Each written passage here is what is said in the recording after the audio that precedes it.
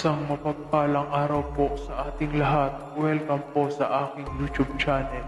At kung nais mong matuto ng lihim na dasal ng Diyos at kung ito ang mga gusto mong topic, huwag mong kalimutang mag-subscribe at i-hit ang notification bell para lagi kang updated sa mga bago nating upload.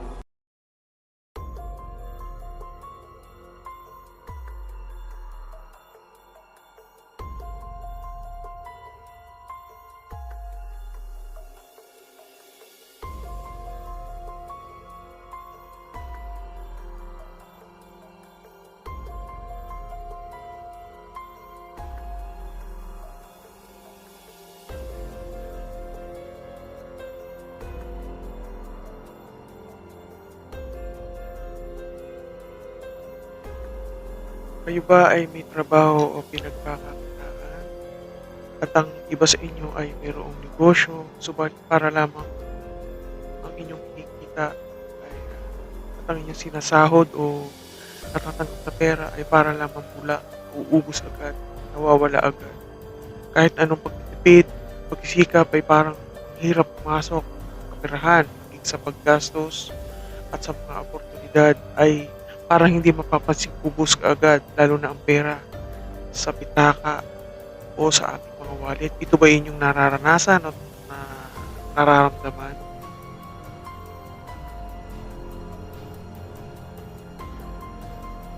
Bago po tayo magpatuloy at kung hindi po kayo nakaka-subscribe dito sa aking channel, Lihim na Dasal Kaloob ng Diyos, ay mag-subscribe na po kayo at i-hit po ang notification bell.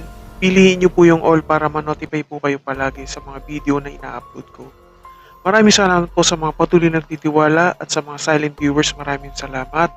Welcome back po sa mga subscribers at mga bagong subscribers. Salamat po.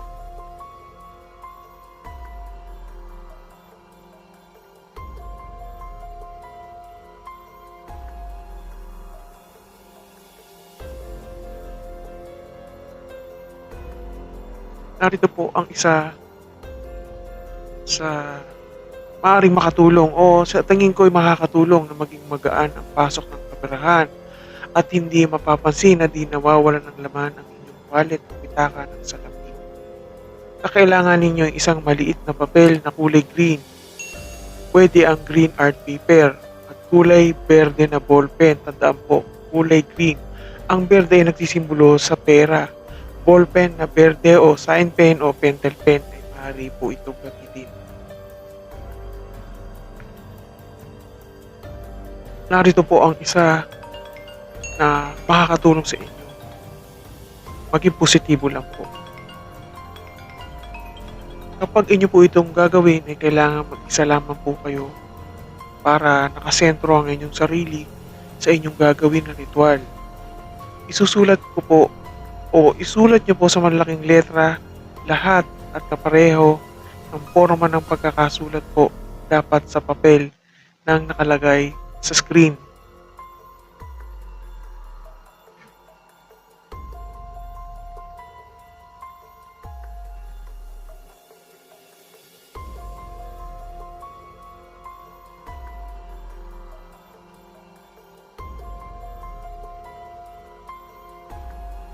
Ayan po ang isusulat ninyo sa papel.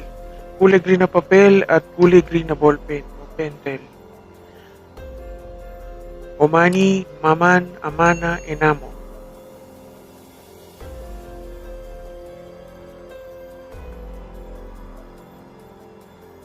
At pagkatapos, sa likod po nito, iyan naman po ang isusulat nyo.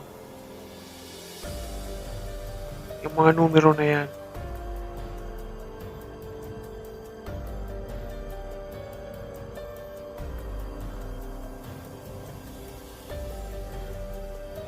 Lahat po yan ilalagay ko sa description box. Kung saan bansa po kayo ngayon at inyo na po itong gagawin, ang ilalagay nyo po na currency, halimbawa po, kung nasa Pinas kayo, peso sign ang ilagay at hindi dollar sign na kagaya ng nakalagay sa screen. Disclaimer po, paki-skip po ang video na ito at maghanap ng video na gustong gusto ninyo dahil ang video na aking ibinabahagi ay para lamang sa mga naniniwala at may positibong pananaw at ninanais na masubukan magsanay ng mga kaalamang espiritual. Maraming salamat.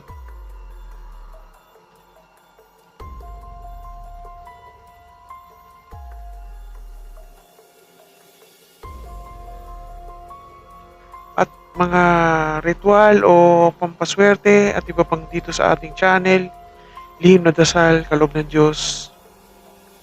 Ngayon po matapos isulat, ay itupi ng 3 beses papunta sa inyo ang tupi at itago na po sa loob ng inyong pitaka o wallet na ginagamit o kahit coin purse kung walang pitaka. Hayaan nyo po lang ito sa loob, hindi na po gagawin ulit o paulit-ulit na gawin. Isang beses lang po itong gawin at hayaan nyo na po siya sa loob ng inyong wallet.